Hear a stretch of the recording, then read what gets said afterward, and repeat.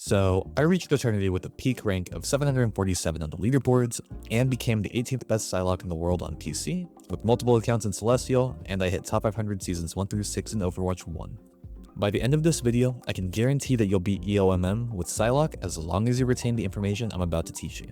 This information will make you not only a better Psylocke, but will also teach you to become a more consistent carry in the DPS role.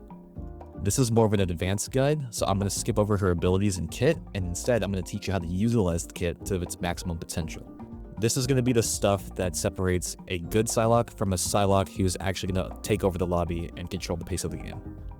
So before we dive in, let me lay out the key topics we're going to cover. These include why you keep running out of cooldowns and how you can fix it, the reality of flanking on Psylocke, how to avoid the enemy team dogpiling you, and which enemies you should target and bully in order for your team to be successful. So let's start with the most common reason Psylocke players throw their games without even realizing it: cooldown management. If your dash or your invisibility is down, you're not Psylocke anymore. You're just a squishy purple girl who has a giant sign over her head saying, "Come kill me, I have no cooldowns." The truth is, most players burn their cooldowns because they panic, not because they have a plan. They'll see a Hulk jump into the team fight, they'll see some spam damage coming their way, and then instantly they'll dash, boom, gone. And now, when the real threat shows up, you've got nothing. So, what's the fix? You need to play every cooldown with intent.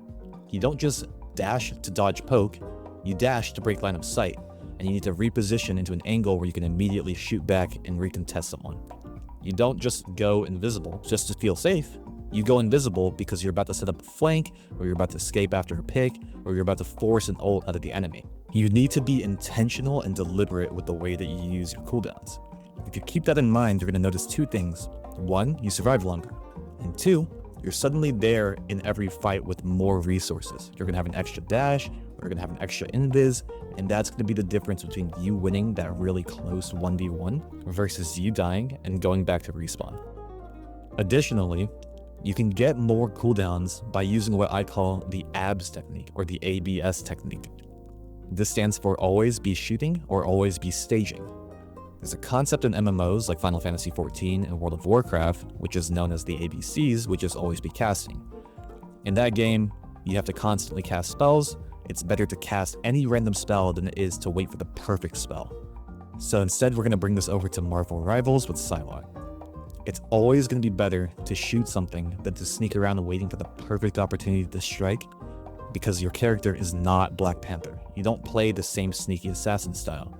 Yes, she's a ninja, yes, she has invisibility, but she should always be shooting or staging. If you don't know what staging is, it's essentially improving your position or your high ground or your angle that you're attacking from, so that way you get a better position for yourself and a disadvantageous position for the enemy. It's intentional positioning that will set you up for success while keeping constant pressure on the enemy.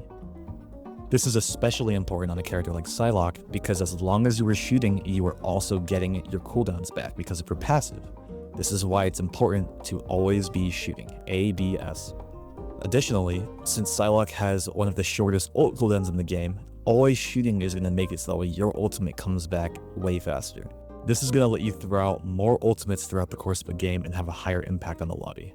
So this is why at the core of every good Psylocke's gameplay is the concept of always shooting and always cycling your cooldowns. ABS, always be shooting. Now, of course, there's going to be times where you're not shooting, but the idea is to keep as much uptime and constant pressure as you can.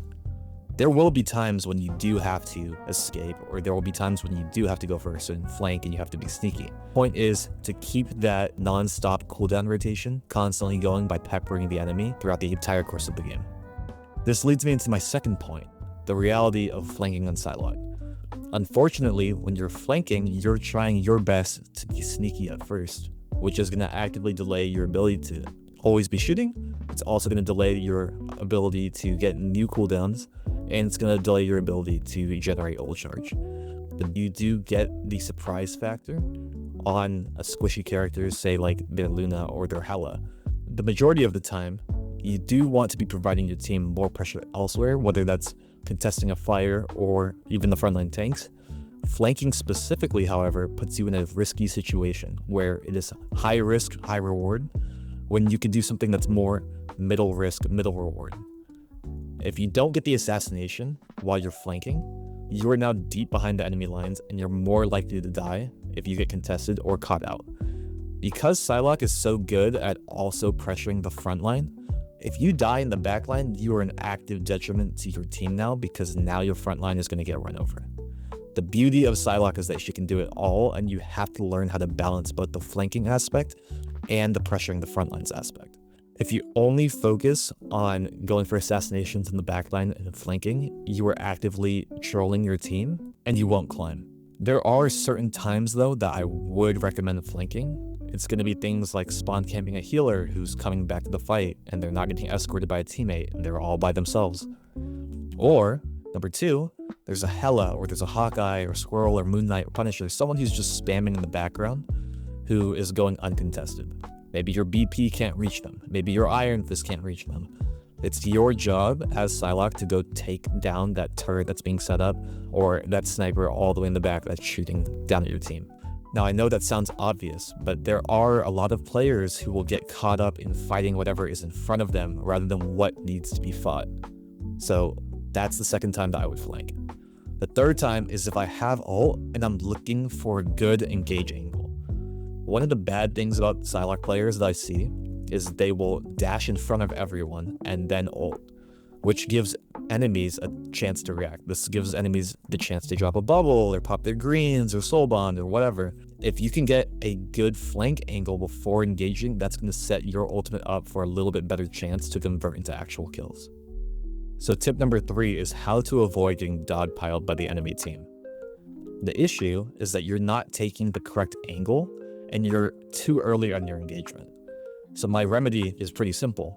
You need to delay your engagement by 1 to 2 seconds.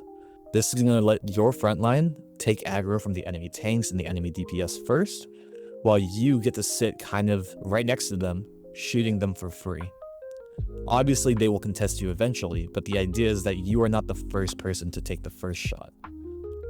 In my opinion, the easiest way to execute this is by communicating to your team that you're about to go in and then holding at a certain angle. If you hold high ground and you hold right behind a pillar or behind a wall, when your team is ready to go in, you are also ready to go in right after. Psylocke has this butterfly motif everywhere, but you're really playing like a vulture, okay? Your core gameplay should be about constant opportunistic pressure. You're shooting from off angles and strong positions, and you're waiting for the perfect moment to go in, and you're cleaning up and swooping in after kind of the fight has already started to unfold.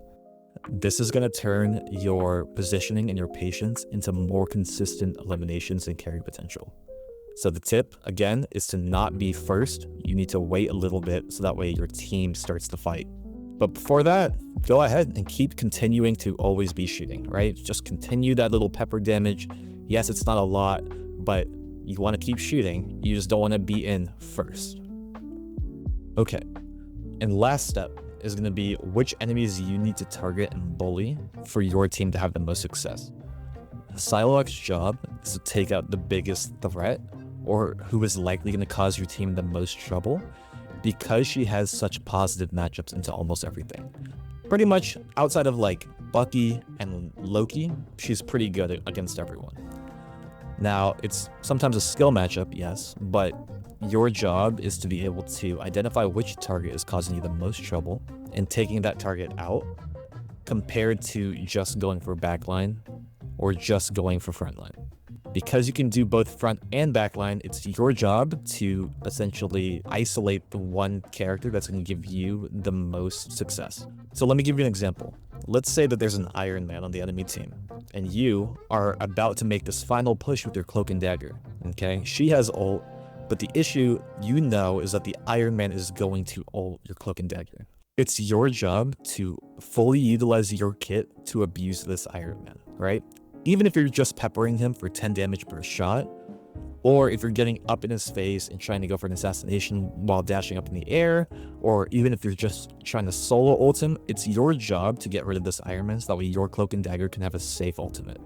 It's unfortunate, but it's the reality of the way you have to play Psylocke. You have to take sometimes the hardest fights in the game because other characters can't do it as easily as you can. So it's your job to take out these characters that are causing so much, essentially, imbalance on your team. If there's a Punisher that's contesting your flyers, you need to get rid of the Punisher. If there's a Squirrel Girl who's abusing your front line, you need to go get rid of that Squirrel Girl. It's your job to go and hunt her down so that your tanks get to play with less pressure on their health. Let's say they have a Torch. This Torch is just non-stop spamming your whole team with damage. You have to shoot him out of the air. It doesn't matter if you got that Luna kill if this Torch essentially is gaining ult charge and he's abusing your whole team and making it difficult for them to push. Alright, and now we've learned the core of what it really means to carry on Psylocke, so let's recap what you just learned.